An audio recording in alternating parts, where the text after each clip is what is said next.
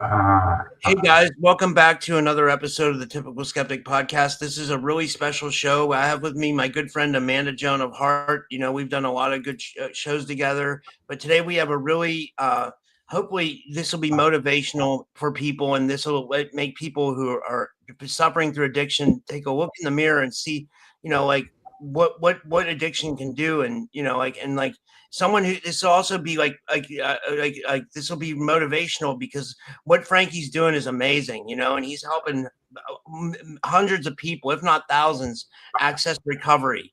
And that's huge, you know. This is Frankie is a dedicated recovery advocate whose life work has been helping others break free from addiction. Having walked the road himself, he turned his experience into purpose, becoming a trusted guide for those searching for a way out. On the front lines of the opioid crisis, he's helped hundreds, if not thousands, of individuals access recovery, often going above and beyond to connect people with support regardless of their situation. Today, Frankie is stepping into a new chapter of the founder of Puck Heroin. It's actually like fuck heroin, but like he didn't want to use the F word. So and he loves hockey. So he decided to title it that. This is a renewed mission rooted in hope, resilience, and real solutions. After surviving a life-altering stroke, he continues to follow that purpose that doesn't end when life changes, it evolves. And I have with me Amanda Joan of Heart today. You can follow her at awakenandunite.com, on YouTube at Awaken and Unite, and on YouTube at Amanda Joan of Heart, and also on Rumble at Awaken and Unite. And you guys know me. I'm Typical Skeptic Podcast everywhere. You can just search for the show, Typical Skeptic 2.0 on YouTube and on Rumble. Yeah. But with all that said, Amanda, Frankie, thanks so much for coming on. How's it going, Amanda? What's going on? Yeah. It's going good. It's go ahead. So tell a little bit about Frankie's story, what happened, and like how you met him and all that stuff, and the background of all this. I've been friends with him for many years now. We years ago, about 10 plus years ago, we were fighting on the front lines of the heroin and opiate epidemic together, doing marches and rallies, and he was a recovery advocate. Many of you might know him.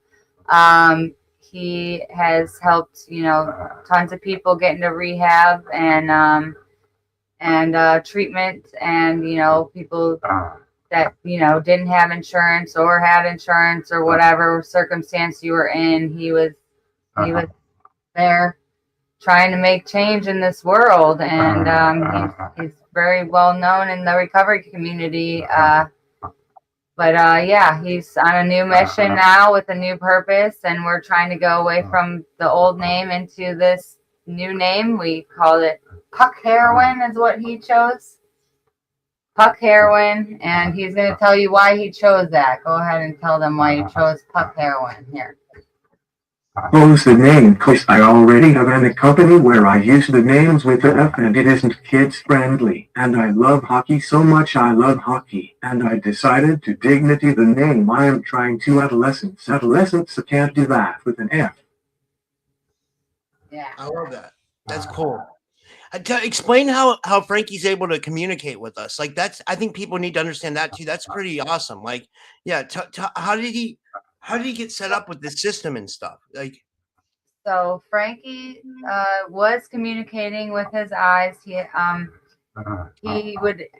have to come over here and we'd say A, B, C, D, E, and he would nod or blink his eyes on the letter that he would want, and I'd have to spell out each word, and then it would obviously become a sentence, and he'd be able to answer us through ABC. But now he has a computer software system that he was able to get this year to where he can type out stuff with his eyes. So he will focus on a letter on this computer screen over here. I can show you. Want me to show him? Here. This is amazing. This is really amazing. So can you see? Oh, can you see that? No. Can you see this computer screen? There you go. So this is his software system, and here's his questions, and he wrote out answers for you. Yeah, that is so cool that he was able to do that. Now, so it doesn't make any noise until we go into questions. But if anybody has a question, he can answer yes or no questions. So he can say yes or no. If you at the end of this live or whatever, when we get to the chat and stuff, if people want to ask any questions, please do. And yes or no would be the easiest right now. But yeah. Yeah. So should I get into the regular questions that he wrote? What he had? Yeah, I'll get into those. So the first one is let me see here. Frankie, can you share in your words what led to your current condition and how your stroke has impacted your life? 2. I was happy I had a purpose of life and help that other people get sober. I have a vision now that I know will make a difference. Nice. So you actually got like a vision then? Oh, like a dream, or was it a vision when you're awake? Vision when you're awake? No, or a dream. You had a dream? Okay, a vision wide awake, like me. Oh my gosh, you had a vision wide awake about this? No? Yeah? Yeah? Oh, that's cool. You're gonna have to tell us more about this vision. It wasn't okay. We joke, we have fun. Aw. That's cool. Yeah.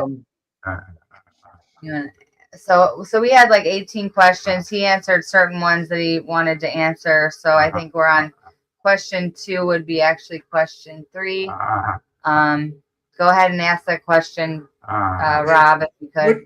What first led you down the path of addiction, and how did it begin for you? 3. I guess like anyone, I smoke a lot of weed and try coke and pills. The rest is a blur. Yeah. That sounds like about what I went through too, Frankie. Right. Yeah, I know exactly what he's talking about. Exactly. I can relate 100%, that part of my life is a blur too. I feel like I was lucky to, that's why I like to help with, stuff like, let me see here. What the next question was, did you experience overdoses during your addiction? If you're comfortable sharing, how many times did you overdose, and what do you remember anything from those moments? 4. I have had multiple odds, but I didn't want to get help until I was done. Then I was ready to get help with my problem. So I have had multiple overdoses, but I didn't want to get help until I was done, and then was ready to help with my problem. So he just told me today, how many overdoses did you have? Not 1, 2. We'll go over the number. 3, 4, 5, 6. 6 times he has overdosed. So, and he still got back up and kept trying, right? And it's never give up. Don't quit. And people wanted to know, what did puck heroin mean? I'll just say, like, you just take out the P and replace it with an F. He's really saying like fuck heroin, but we can't really put that in the title. But also, Frankie's a big fan of hockey, so he thought it would be cool to call his like movement puck heroin. And I kind of like it. I like it a lot. So yeah, it's cool. So Frankie, what was the turning point that led you to choose recovery? 5. I also went to rehab, but saved me. I think the hardest thing to do was stay sober. Amanda, if you could like reread the question, because it's hard. Okay, or reread the answer. I mean, 5.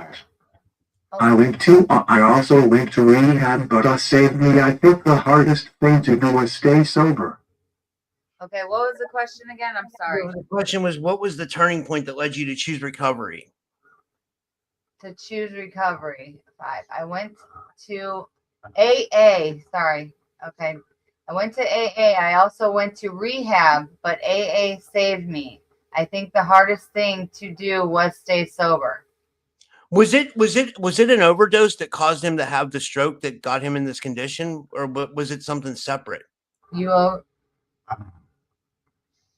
it wasn't the overdose though that did this. No, no, he Sober. went into that. Listen, he went in and they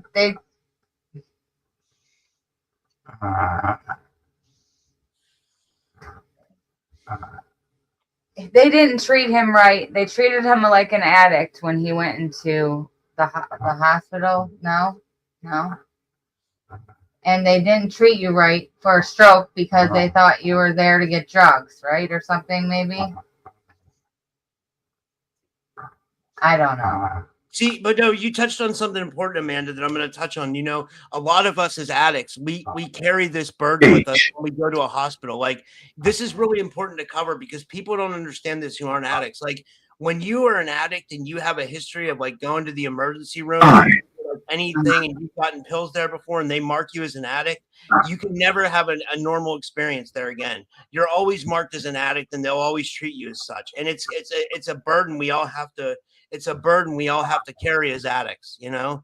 And I'm sure you know about that, Amanda, right? Oh yeah, we're stigmatized. Okay. How did you get sober, Frankie? And what were your biggest challenges you faced in early recovery?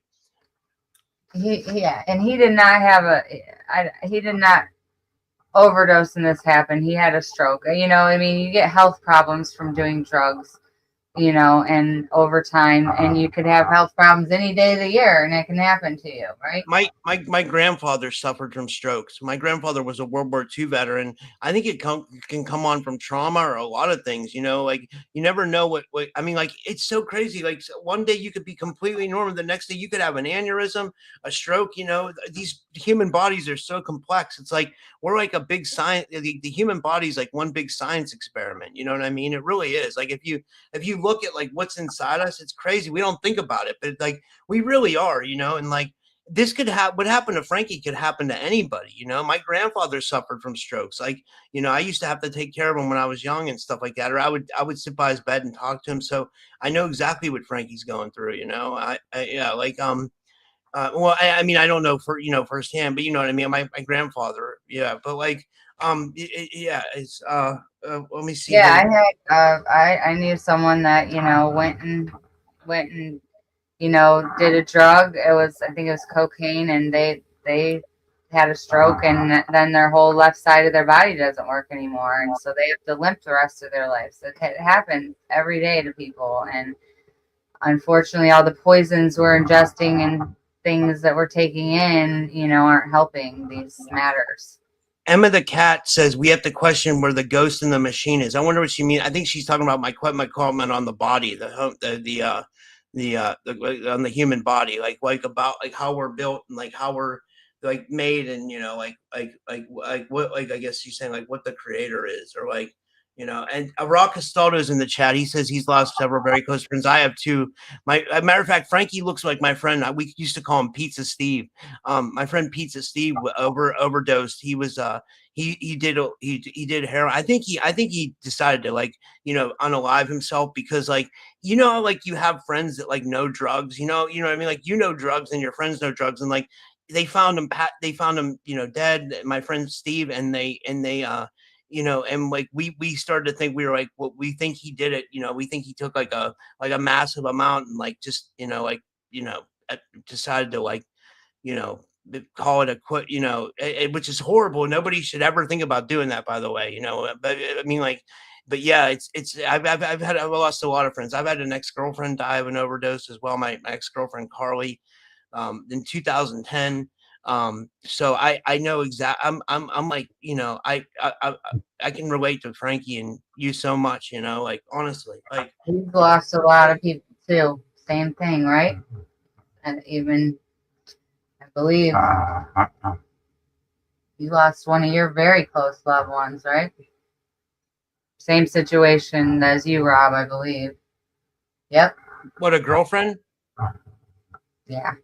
Wow, that's sad. Yeah. Yep. Pretty sad. What, okay, well, okay, we skip. I missed the part. Okay, so what tools, habits, and support systems helped you stay sober, and what would you recommend others try? Page 6. I would have to say my sponsor, and God as well as my family as much as my mom bugs the hell. I am very grateful for her support. I probably wouldn't be alive if she didn't bug the shit out of me. Okay, so he said, H6. he said, hold on. 6. Where was that? I would have to say my sponsor, and God as well as my family as much as my mom bugs the hell. I am very grateful for her support. I probably wouldn't be alive if she didn't bug the shit out of me. So AA and his sponsor, right? And then his mom was definitely his support system. If she didn't bug the shit out of him, he said. Yeah, that's cool. Thank God he has good family, you know, like that's really cool. Like, you know, Chief Mustache in the audience says he's really sorry to hear about his girlfriend, and he wanted to know, is that a Spider-Man pillow? We got a lot of like Marvel fans in the audience, like, you know. Yes. Yes. That's cool. Spider-Man. Yeah. Okay.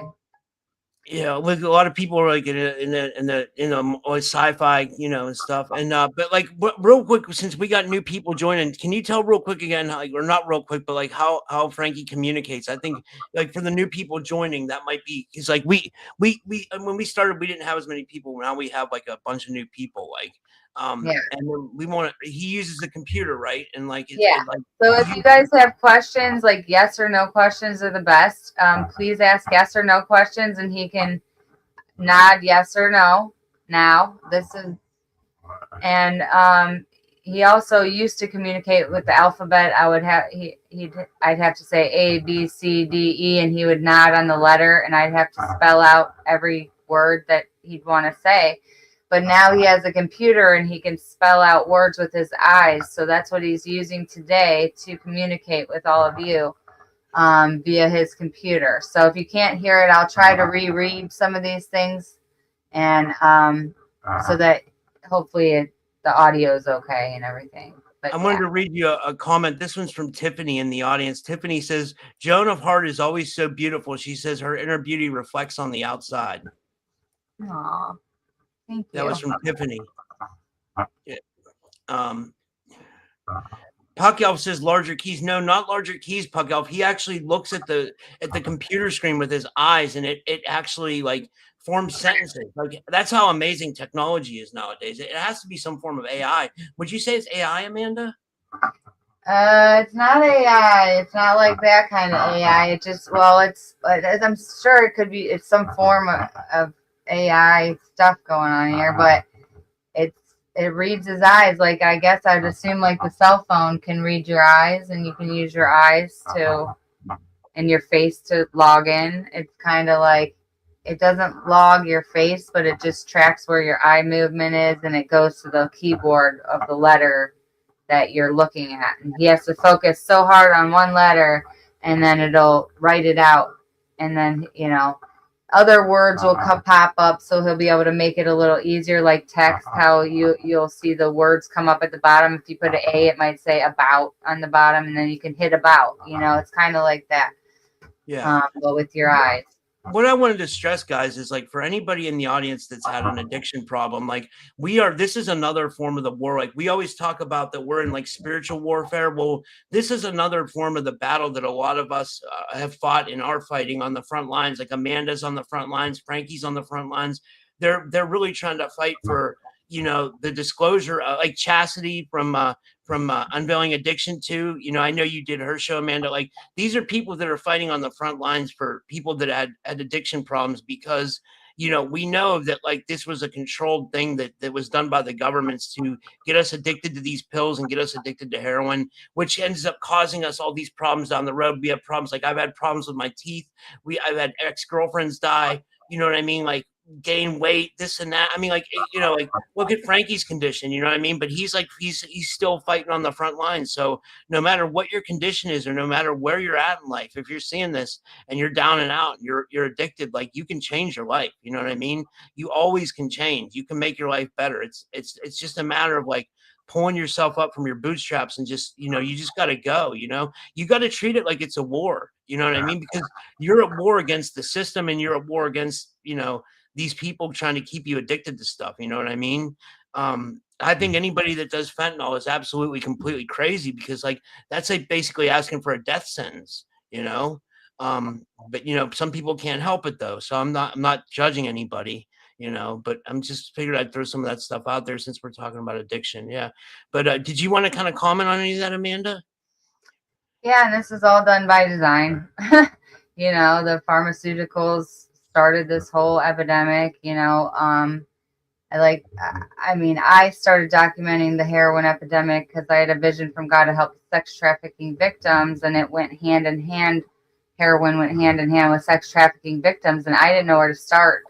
So I had a vision from God to do a television show helping traffic victims. So I started documenting the heroin epidemic because I lived in the heart of the heroin epidemic here in Ohio. I filmed over 50 events on it. Over 50 events. I started documenting and the rallies and the marches and all of it, just so that we could help somebody one day. You know what I mean? There's no programs, there's no outlets, there's no resources. So what do you do to help someone? And you know, and so I started making documentaries on it to try to help as a program. Now it's like a 37-part documentary. He's in it. He's part number 37 in the documentary. He's the grand finale, actually. See, you got a smile out of him. Yeah, I like that. So so it's a documentary that will hopefully help addicts one day. I'm trying to get it hopefully into jails or rehabs, you know, nationwide one day to help addicts. And so it's been a labor of love. How many years were you running around to marches and rallies? I can't even. How many do you think you did? 50? 100? Oh, you passed me up? Really? Okay. He did more events than I did, but you know, he started before me too, I believe. So yeah. Robert in the chat says, Amanda, you do so much for people's in need. You're great. She says, thank God you're there for people. There are people like yourself. Robert says in the chat. Thank you very much. And thank Frankie. A lot of people are still alive today because he was the change we wish to see in the world, right?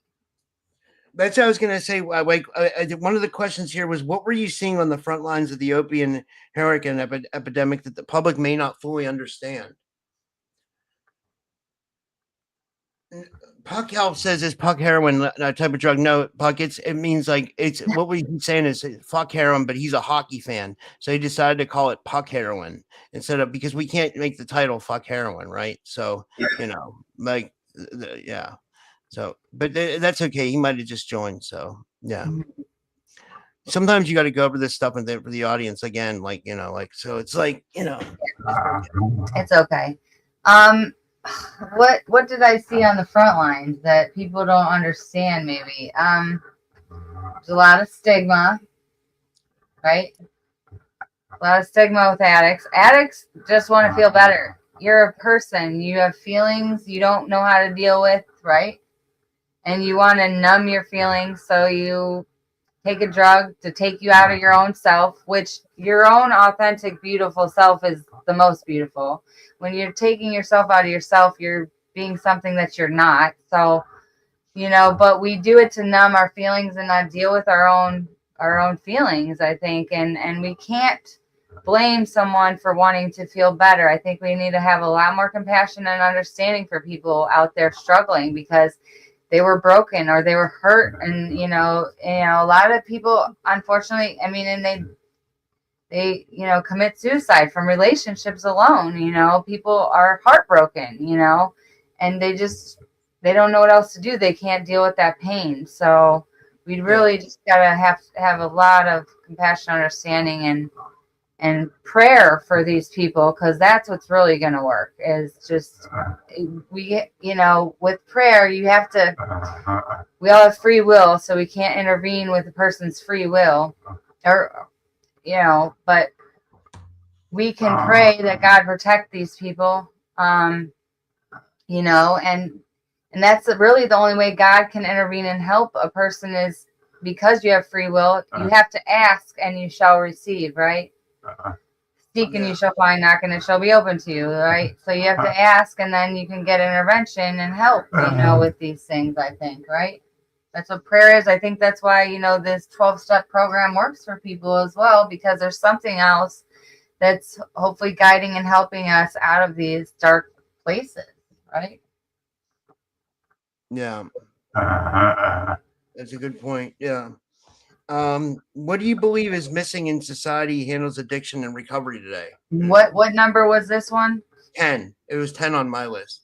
And it was 10, so it was actually question 12 then? Or 11, it would be, I guess.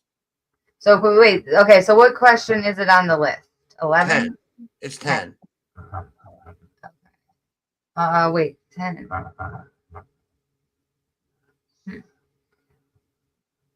Okay, so is it the list on this paper here? Yeah. Okay, Yeah, so it's question 10 is 1. actually question 12, yep.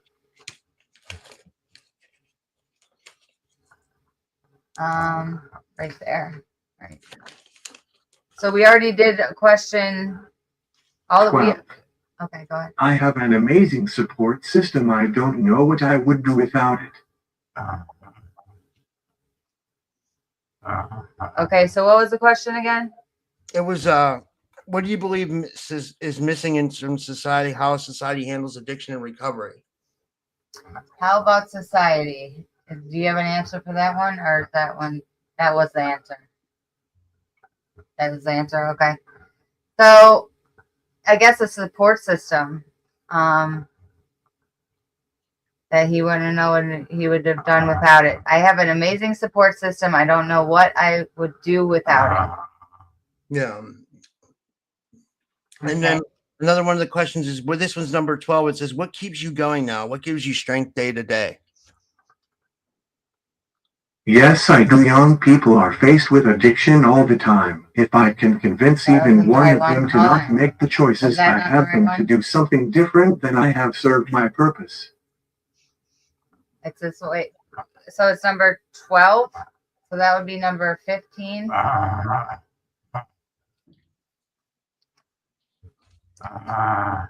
14. Did we ask question number 14 yet? No. So we're on question 12. All right, Yeah. Here's 12. And that was, so wait, 9. Where's 9? You were trying. Okay, insurance. Is that what we're supposed to answer? The question 9. Can you ask question 9 again? Okay. Question 9 is, what are you seeing on the lines of the opioid and heroin? Insurance bullshit. It is very hard to get help if you don't have a private policy.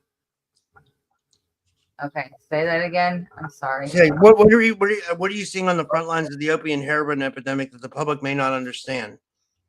Oh, that's what the question to answer. The 9. 9. Here's the answer. Insurance bullshit. It is very hard to get help if you don't have a private policy.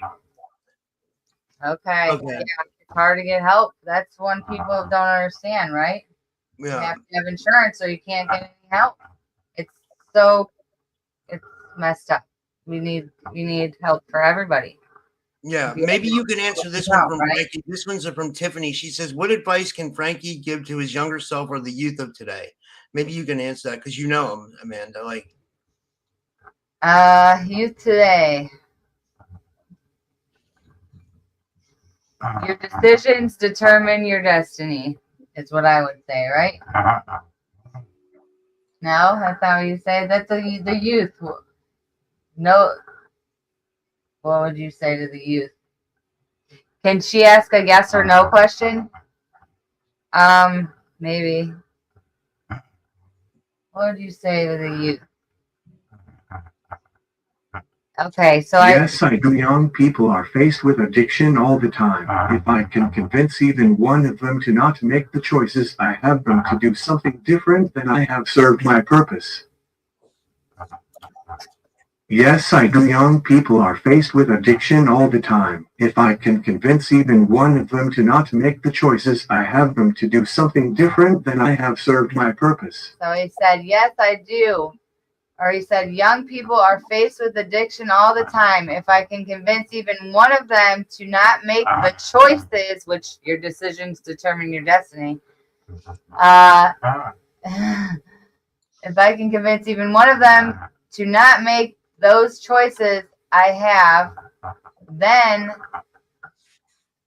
I have them to do something different than I have served my purpose. He's basically saying, if I can help them do something different instead of pick up, then you've served your purpose, right? No. Okay. And that was question 15, wasn't it? 15. Okay. So we're on 14 then, right? Or no?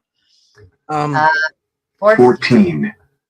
Unfortunately, until they are ready to get help, it's pointless. I mean, we can try, but until the addict is willing to get help, our hands are tied. And 14, go ahead and read that question 14 if you could, Rob. What would you say to families who are struggling with a loved one struggle with addiction? And he said, unfortunately, 14. Unfortunately, until they are ready to get help, it's pointless. I mean, we can try, but until the addict is willing to get help, our hands are tied. You got to be willing. So, unfortunately, until they are ready to get help, it's pointless. I mean, we can try, but until the addict is willing to get help, our hands are tied. Yeah. And I said it better than that. Yeah, because some of these questions, when he answers them, have a little typos, so it's hard to, Yeah, Tiffany said, does Frankie know he's making a positive impact in many lives just by coming on today? She said, I hope he knows that. He's helping so many people. He knows how we create timelines to save people, right? We gotta be the timeline weavers. We gotta weave the timelines to save lives. No? Yes. No? Yes. He knows. Yeah. And he's story of his life. Yeah, I agree. Yeah, somebody said, "Do not consent. Don't pick it up. Don't consent. Don't make those choices." Yeah. We need to get to the root. The government. Somebody wrote. Oh yeah.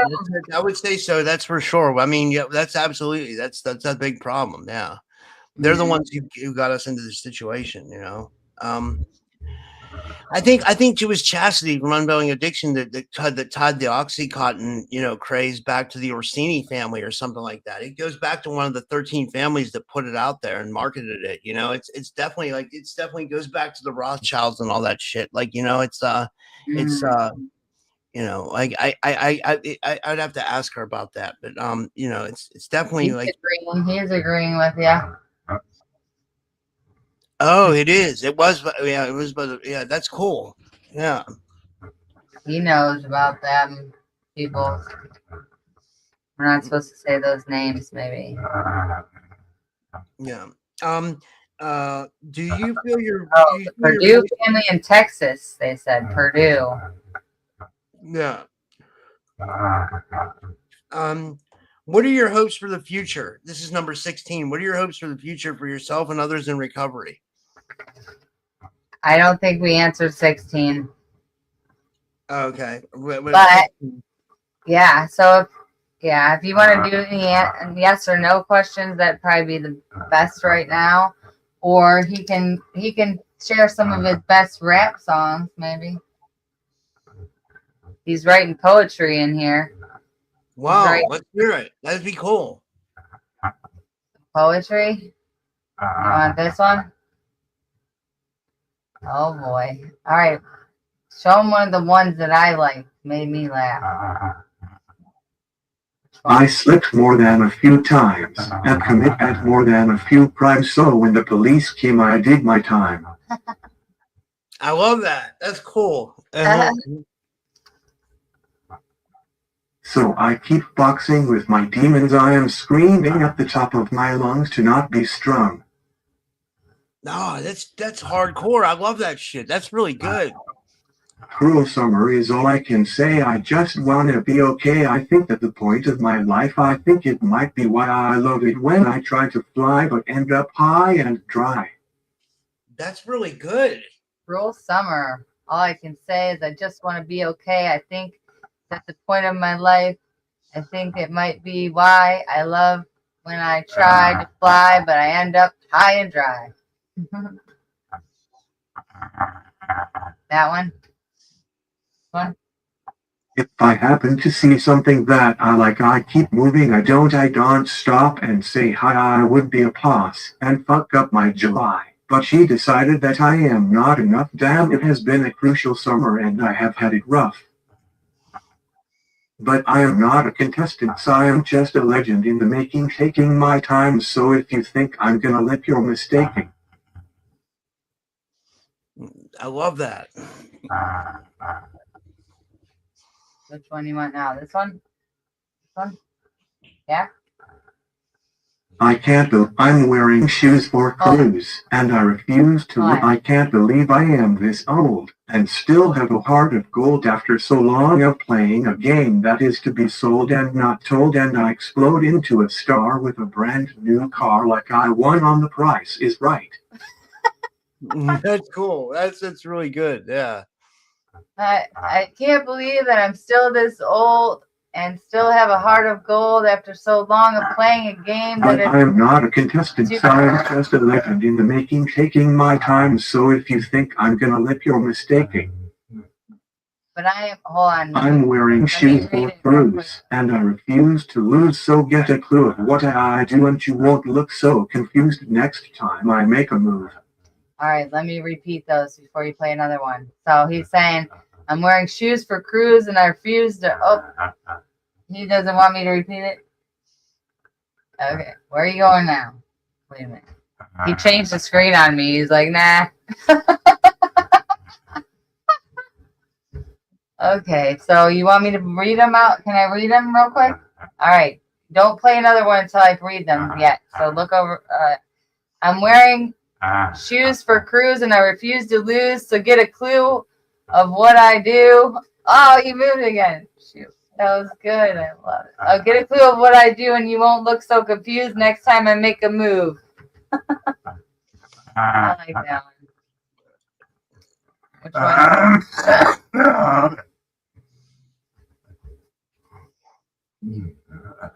Which one you want now? I am not powerless over dope. I am powerless over the seemingly hopeless state of mind that it puts me in. I think I fucked up and went a binge. I kill beats like heroin, and my mic is the syringe. I use it to inject you with the place S7. But how else would I speak about the death of my friends or reach out to new romance? That was really good. He said my mic's the syringe or something. I used to be homeless, only focused on my next fix. Only played that it would come before I got sick. I wasn't trying to kick or hear your 12-step goals hit. I just wanted to get faded and be left alone. But I ended up like Stephen Hawking, not walking or talking. But God had a plan and used me as a vessel to shine and be a holder of the key to getting sober. That was really good. These are like next level. These are really good. Frankie, you're really talented. Right? Yeah. People in the audience, I'll read some of them. Like, when you follow, whether it is on dope or alcohol, I just hope you stop before you crash into the wall. I seen too much. My life is rough, but my soul is tough, so I can move on up like George and Wheezy. I know it isn't easy, but believe me, it is worth it. My life ain't perfect, but it is a lot better than it used to be. Right. I used to be homeless, only focused on my next fix. Only played that it would come before I got sick. I wasn't trying to kick or hear your 12-step goals hit. I just wanted to get faded and be left alone. But I ended up like Stephen Hawking, not walking or talking. But God had a plan and used me as a vessel to shine and be a holder of the key to getting sober. Wow. All right. They have some questions real quick. We got to save some for the next show. Hold on. Yeah. So I won't stop till the war is over. Okay. Drop it like it's hot. Okay. I got rhymes too, you know. I can say I took a few oxys. I saw a big booty in yoga pants that was foxy, and I ended up nodding off and face first into a can of epoxy. That was your phone. You made that one up? I just made that up off this. I just made that up. I don't know. I just, That's pretty good. But he won't. Yeah. I don't know that it's about Drake, so I didn't know. I won't read that one. Okay. Bro, so I don't know why you think I'm slow, but I can guarantee that you don't wanna underestimate me, bro. I know that you think I'm just a misfit looking for a quick fix, but it has been 8 years since I touched that shit, so find a different place to bitch and let me focus on getting rid. Getting rich? You're gonna get rich? That wasn't rich. Oh, that's funny. Did you guys hear that one? No, I would play it again if you can. I want to. Here, let me read some of these that Bro, so I don't know why you think I'm slow, but I can guarantee that you don't wanna underestimate me, bro. I know that you think I'm just a misfit looking for a quick fix, but it has been 8 years since I touched that shit, so find a different place to bitch and let me focus on getting rich. Okay, so could you hear it that time? Yeah. Okay. So yeah. This is Puckel wants to know: does Amanda have any information on his recovery projection? Like, do you think he can recover more, Amanda? Like, are you going to try to help him recover more? And like, what do you like? What do you like? I mean, do you like try to like implement natural healing, like and stuff, or like, yeah. So, it's been 8 years since his stroke, and I think he has the first.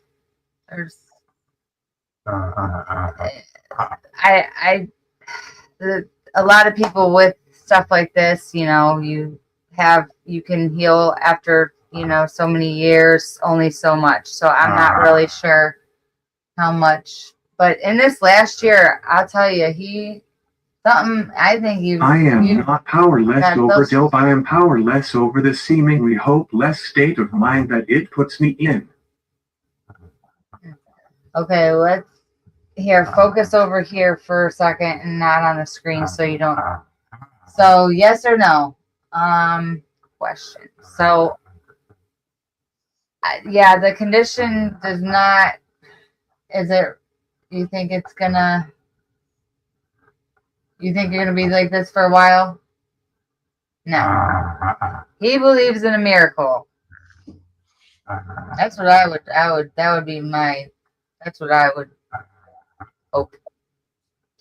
But right now, you know, this is where it's at, and he's trying to make a difference in these circumstances. And like he said, he in his text, you know, you came a long way. You're a lot better now than out there struggling and homeless and everything else, right? You don't have to struggle no more like that in that way, you know. And you can still make a difference in people's lives and let them know, you know, life is valuable and life is short and you can't replace the time that goes by. It's all, you know, so use it to your best of ability, you know, before you can't anymore for some reason, you know, right? Anything else? Do you want to read any other ones out of here still, or are you good? We can wrap this up and save some more for next time, and we'll have another list of questions. I'll give you some, you know, a month or two to write out, and if people want to ask any questions, you know, they can make a comment on this live or on my Awakening Unite YouTube channel, or you know where this is at. And so now I won't stop till the war is over. Damn straight. Thank you for doing this, Frankie. This was awesome. I think you made a big impact on people today, and like, this. I think we needed to do this. This was much needed for real. And you're like a shining star for people in recovery. Honestly, you really are. Like my heart goes out to you, man. Honestly, from the bottom. You're awesome. I agree. I'm proud of you. Thank you for doing this for people out there.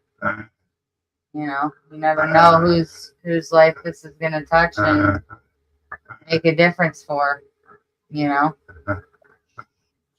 People out there. A lot of you don't have it as bad as you might think you do. You gotta know who you are in truth, and you're a child of God, and you can do all things through Christ who gives you strength, or that source and force we call God, which is within and through all things. It's not separate. It's within and through each and every one of you out there. And you can change timelines for people and help people. You don't know what you do until you do something. You don't know how many people you can help until you walk in faith.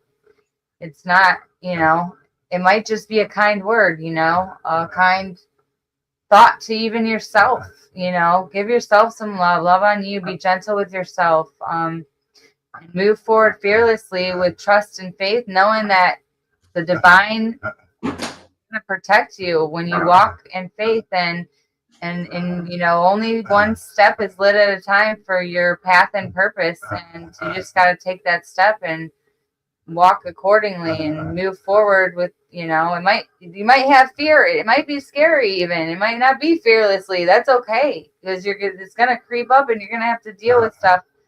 And, but it's called life, and it's an adventure, and it will make you stronger. And, yeah, it's worth it. It's, you don't know what you're worth until you walk in your true divine, authentic, beautiful self that you are. Even if you don't think you're beautiful or whatever, it's, you're beautiful. You have a light and a spark of that light of God within you, and it is powerful more than you'll ever know. Yeah. Well, this was great. I guess you got to end it. So I guess we'll end it now, and I'll be live again tonight, guys, at 8:00 with Anchor Haven. That's 8:00 Eastern. We'll be doing readings and just kind of messing around, and so I'll make the link for that. Now I had a doctor's appointment today, so I was like kind of just like I was just running around doing errands. But yeah, and any final words, Amanda? Do you want to promote anything? And thank you. Anything else? We're going to say puck heroin. Puck heroin. Right? Hell yeah. And yeah, we'll have a part 2 here in another month or two. We'll give Frankie some time so he's not so rushed with the questions, so he can write out some nice answers for us and share whatever else is on his mind, heart, and soul that he wants to share with the world. And everybody out there, go within, get informed on what your purpose is, and walk in faith, and know who you are in truth. A divine spark of love and light that is within and through the source we call God. We love you out there. All right, guys. Thank you so much, Rob, for doing this. I appreciate it. This is helping him so much. He was lit up today. He was so excited to share today. I haven't seen a grin on his face that big in a long time.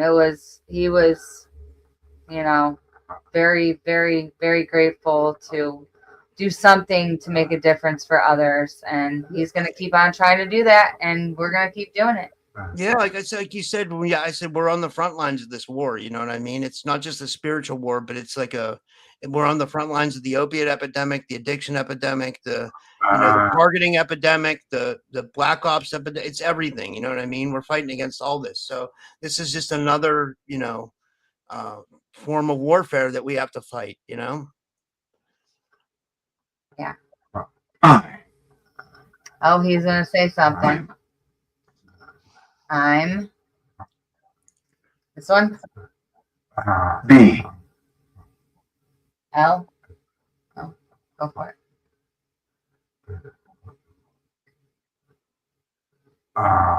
He was going to try to say something else before he goes. Oh. This is amazing, guys. He's actually spelling out the words with his eyes. Sorry.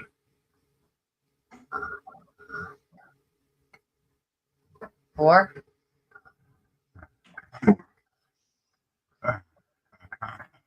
The?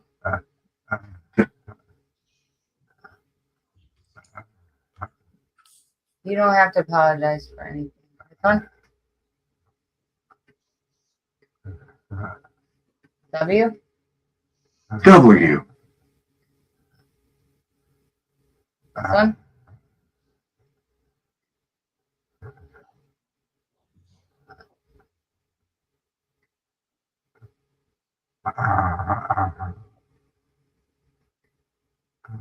F?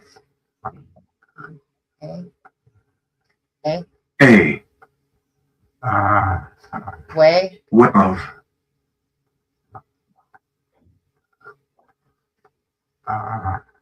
This one? Okay. W.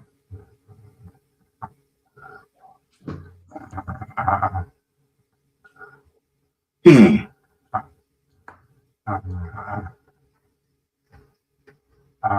We. I'm sorry for the way of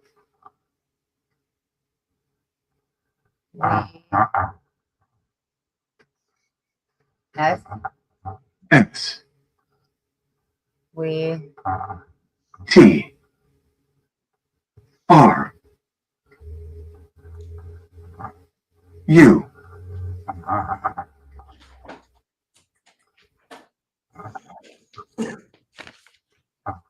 struggle.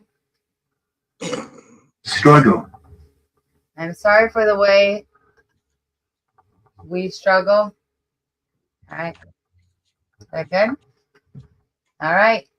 Let's say bye and give everybody a good smile. Oh, you did it. I'm so proud of you. Awesome. Thank you, Frankie. Thank you, Amanda. You guys are awesome. Yeah. Wow, Amanda, you're a really good person. Yeah. This was amazing. Like, all right, guys. We'll see you soon. I'll see you in 2 hours. Thanks, guys. And thank you, Frankie. I love you, dude.